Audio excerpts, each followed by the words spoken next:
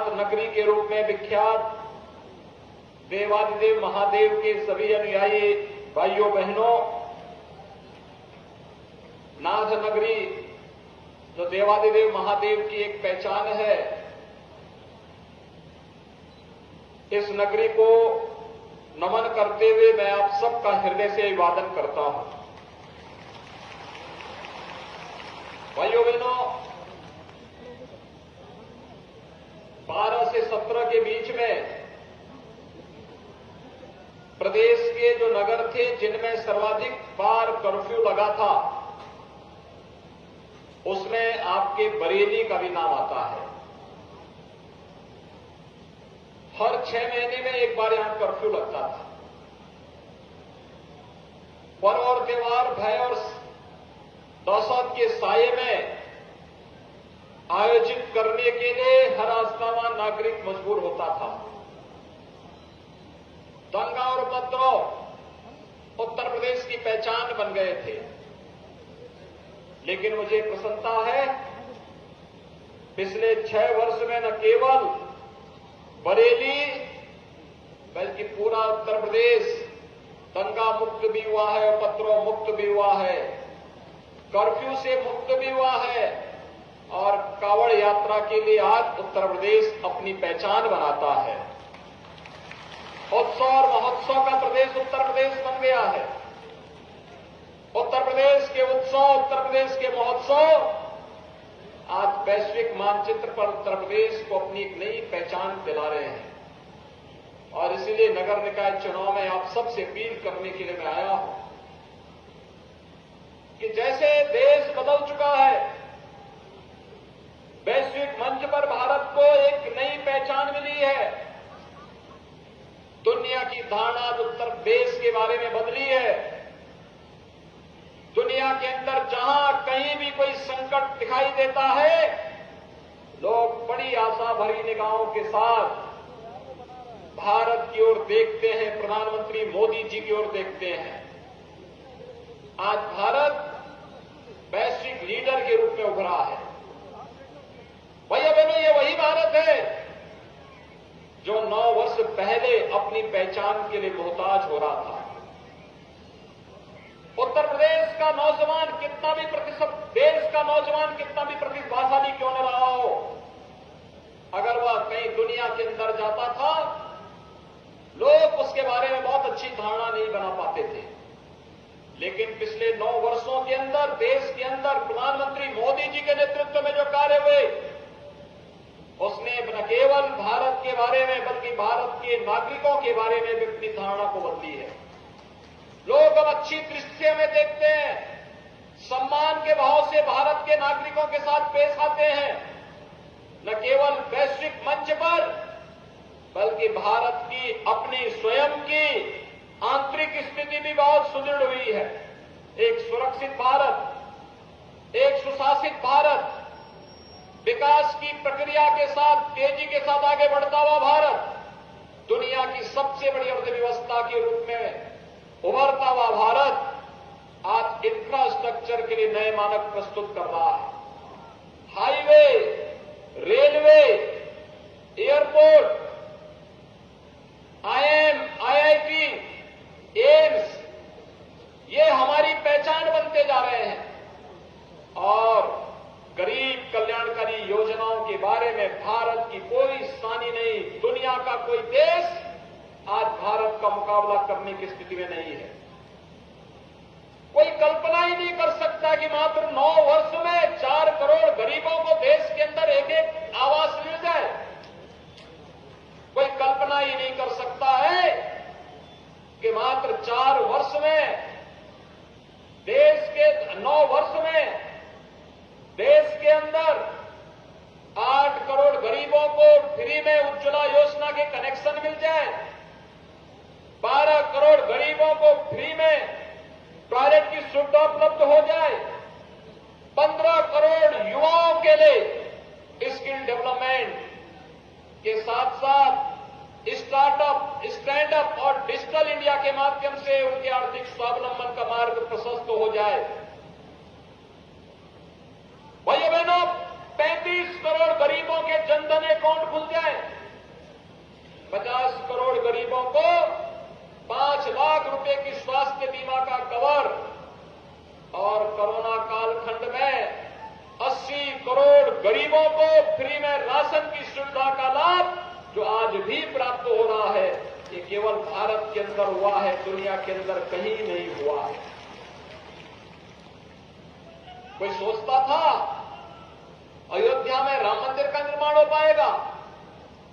लोग ये मानते थे कि अनावश्यक क्यों विवाद खड़ा किया जा रहा है, लेकिन हमारे लिए केवल ये मंदिर नहीं था, भारत की आस्था का प्रतीक था और इसलिए अयोध्या में भगवान राम के मंदिर को निर्माण हर हाल में करना है, इसके लिए आंदोलन होता था।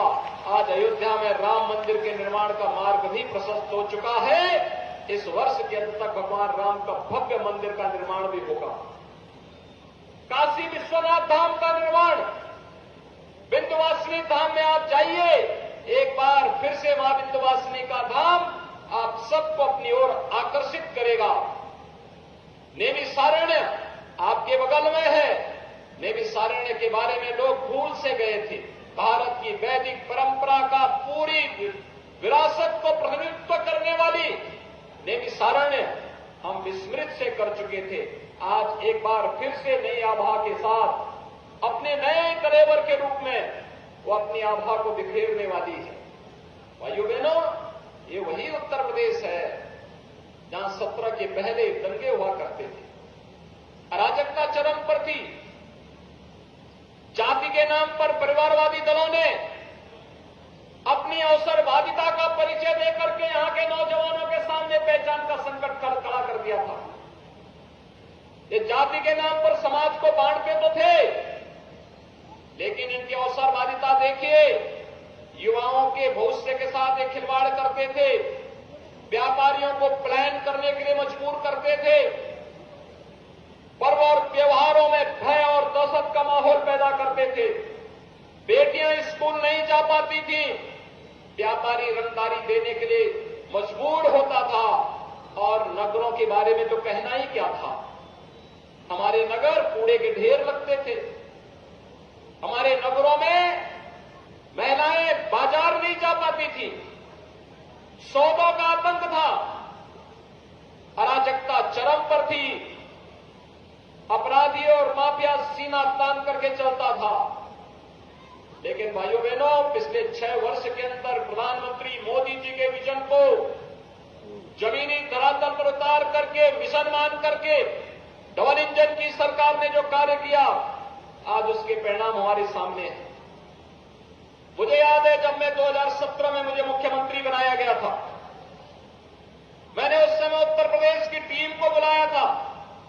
मैंने कहा कि उत्तर प्रदेश के नौजवानों के लिए नौकरी और रोजगार की नई संभावनाओं को विकसित करने के लिए एक इन्वेस्टर समिट होना चाहिए। आपको याद होगा, इन्वेस्टर समिट की जब तैयारी हुई तो मेरे सामने प्रस्ताव आया कि 20,000 करोड़ का निवेश उत्तर प्रदेश के अंदर होगा। मैंने कहा उत्तर प्रदेश के क्षेत्रफल को और उत्तर प्रदेश की आबादी के घनत्व को देखो, जितनी आबादी है उतना भी निवेश नहीं करा पाएंगे क्या? लोगों ने कहा उत्तर प्रदेश में कोई नहीं आना चाहता। भाइयों बहनों, अभी 10 से 12 फरवरी में उत्तर प्रदेश ने अपना ग्लोबल इन्वेस्टर समिट किया है। जिस उत्तर प्रदेश में 2017 में 20,000 करोड़ रुपए का निवेश नहीं मिल रहा था, उसी उत्तर प्रदेश के लिए हमने 35 लाख करोड़ रुपए के निवेश के प्रस्ताव मंगाए हैं। ये 35 लाख करोड़ रुपए के निवेश का प्रस्ताव 1 करोड़ नौजवानों को सीधे सीधे नौकरी की गारंटी देगा। 2017 के पहले उत्तर प्रदेश के युवाओं के हाथों में तमंचे पकड़वाए जाते थे। ये जातिवादी और परिवारवादी दल केवल जातिवाद और परिवारवादी नहीं थे, ये अवसरवादी भी थे, ये अराजकतावादी भी थे और ये तमंचावादी भी थे। युवाओं का जीवन बर्बाद करते थे और व्यापारियों से अवैध वसूली भी करते थे। भाइयों बहनों, 2017 के बाद अपराधी सीना तान करके नहीं चल सकता, गले में तख्ती लटका करके चलने के लिए जान की भीख मांगता हुआ फिरता है। हमारे व्यापारियों को आज प्रदेश के अंदर हमने 10 लाख रुपए का सुरक्षा कवर भी दिया है और पटरी व्यवसायियों को पीएम स्वनिधि योजना के साथ जोड़ने का भी कार्य किया गया है। अभी यहाँ के निवर्तमान महापौर आपके सामने बोल रहे थे, बरेली आज स्मार्ट सिटी है, स्मार्ट सिटी के रूप में अपनी एक पहचान बना रहा है।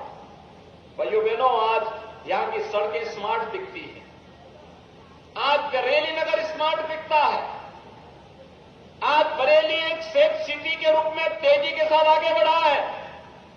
आज बरेली के अंदर व्यापारी रंगदारी नहीं देता है, आज बरेली के अंदर व्यापारी को सुरक्षा कवर भी मिला है और साथ साथ पीएम स्वनिधि योजना का लाभ भी मिला है। और इसलिए भाइयों बहनों, आज मैं आपके पास आया हूं आपसे कहने के लिए, युवा, जिस युवा के बल पर, जिसकी प्रतिभा के बल पर उत्तर प्रदेश देश की अग्रणी राज्यों की श्रेणी में खड़ा होगा, उस उत्तर प्रदेश के युवा के लिए 2 करोड़ युवा के लिए टैबलेट देने के बड़े कार्यक्रम को लेकर के राज्य सरकार आई है।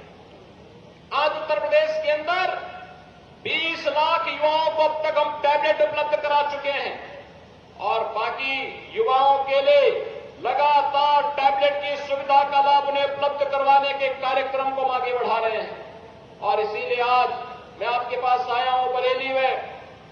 भाइयों बहनों, ये जो उत्तर प्रदेश के अंदर एक चमत्कार आपको दिखाई दे रहा है, जो परिवर्तन दिखाई दे रहा है, जो सुरक्षा का माहौल दिखाई दे रहा है, जो आज प्रदेश के अंदर सुशासन दिखाई दे रहा है, ये व्यक्ति का नहीं, ये डबल इंजन सरकार का करिश्मा है। डबल इंजन सरकार, और डबल इंजन के साथ ट्रिपल इंजन भी जुड़ जाए तो फिर इसी को कहते हैं सोने पे सुहागा। जनता की बुनियादी सुविधाओं का आधार बनेगा। डबल इंजन सरकार जो पैसा भेजेगी, उस पैसे का सही इस्तेमाल हो सके, उस पैसे को जनता की बुनियादी सुविधाओं के लिए उपलब्ध कराया जा सके। जिनके पास सिर ढकने के लिए आवास नहीं, उनको प्रधानमंत्री आवास योजना की सुविधा का लाभ दिया जा सके। जिन पटरी व्यवसायियों के पास अपना धंधा करने के लिए पैसा नहीं, उन्हें ब्याज मुक्त ऋण बैंक से देकर के डिजिटल पेमेंट के साथ जोड़ देंगे, उनके जीवन में क्रांति आ जाएगी। किसी व्यापारी के साथ कोई दुर्घटना घटित हो, उसे 10 लाख रुपए का बीमा कवर मिल जाए, बेटियां स्कूल जा सके, सेफ सिटी के रूप में हमारा शहर पहचान बनाए। इसके लिए लगातार कार्य आईटीएमएस को मजबूत करते हुए कार्य हो रहा है। 1 डिस्ट्रिक्ट 1 मेडिकल कॉलेज की तरफ उत्तर प्रदेश जा रहा है। आज प्रदेश के अंदर अलग अलग शहरों में अलग अलग पहचान को आगे बढ़ाने के कार्य तेजी के साथ उत्तर प्रदेश ने किया है। और इसीलिए आज मैं आपके पास आया हूं। भारतीय जनता पार्टी ने नगर निगम में भी, नगर पालिका में भी और नगर पंचायतों में भी अपने प्रत्याशी उतारे हैं। उसके पीछे एक ही उद्देश्य है कि जो पैसा दिल्ली और लखनऊ से आए, वह पैसा बंदर बांट न हो जाए। वो पैसा जनता जनार्दन की सेवा के लिए, उनकी बुनियादी सुविधाओं के लिए, उनके विकास पे खर्च हो। उस पैसे का इस्तेमाल कोई व्यक्ति अपने ठेकेदारी के लिए न करे, जल निकासी के लिए करे, स्मार्ट रोड के लिए करे, हर घर नल योजना के लिए करे, सीवर लाइन बिछाने में कर सके, कन्वेंशन सेंटर की स्थापना में कर सके, ऑनलाइन जन्म मृत्यु प्रमाण पत्र के साथ ही जाति, निवास और आय प्रमाण पत्र भी उपलब्ध करवाने का माध्यम नगर निकाय की संस्थाएं बन सके। जनता जनार्दन को अधिक से अधिक सुविधा उपलब्ध करवाने के लिए इन संस्थाओं का उपयोग हो सके, इसके लिए डबल इंजन की सरकार आज आपके पास आई है आपसे कहने के लिए कि भाइयों बहनों, चुनाव आपके पास एक अवसर होता है और इस अवसर का बेहतरीन उपयोग हम कर सकें, इसके लिए आज भारतीय जनता पार्टी आपके पास है, आपके सामने है। और भारतीय जनता पार्टी ने नगर निगम बरेली से डॉक्टर उमेश गौतम को एक बार फिर से अवसर देकर के महापौर पद के प्रत्याशी के रूप में उतारा है। नगर पालिका बहेड़ी में श्रीमती रश्मि जायसवाल को अपना प्रत्याशी बनाया है। नगर पालिका उला में श्री संजीव सक्सेना, नगर पालिका फरीदपुर श्री ब्रह्मा शंकर गुप्त, नवाबगंज श्रीमती प्रेमलता राठौर, देवरनिया में उमाकांत गंगवार, फतेहगंज पश्चिम में श्रीमती कीर्ति अग्रवाल, फतेहगंज पूर्वी श्री प्रदीप अग्रवाल, विशारदगंज श्री महेश साहू, मीरगंज श्री योगेंद्र गुप्ता, शेरगढ़ श्री बुद्धिसेन मौर्य, शेरगढ़ बुद्धिसेन मौर्य, शीशगढ़ श्रीमती रूही प्रवीण, करियानिया जावद खान, मोहम्मद जफर खान, सिरोली श्रीमती निशा शर्मा, गोरा टांडा श्री नसीमुल हसन, साई श्री वीरपाल मौर्य, लिठौरा सुमन सागर और बहेड़ी फरीदपुर से श्रीमती धर्मा देवी। ये भारतीय जनता पार्टी के चेयरमैन पद के प्रत्याशी आपके बीच में हैं।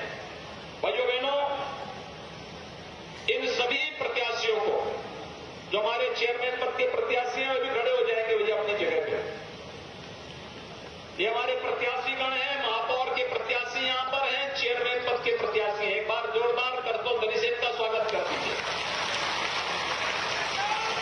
और भाइयों बहनों, मैं आपसे अपील करने के लिए आया हूं, इन्हें विजयी बना के भेजेंगे, विजयी बना करके भेजेंगे। एक बार दोनों हाथ उठा करके मेरे साथ बोलेंगे, दोनों हाथ उठा करके बताइए, महापौर के साथ साथ चेयरमैन और साथ साथ पार्षदों को भी, क्योंकि जब फुल मेजोरिटी का बोर्ड बनेगा, वही बोर्ड विकास के लिए पैसा भी लाएगा और पैसे का उपयोग भी करेगा। इन सबको विजयी बनाने की भी आप सबसे करते हुए आप सब मेरे साथ बोलेंगे, भारत माता की, भारत माता की, भारत माता की जय श्री राम, जय जय श्री राम।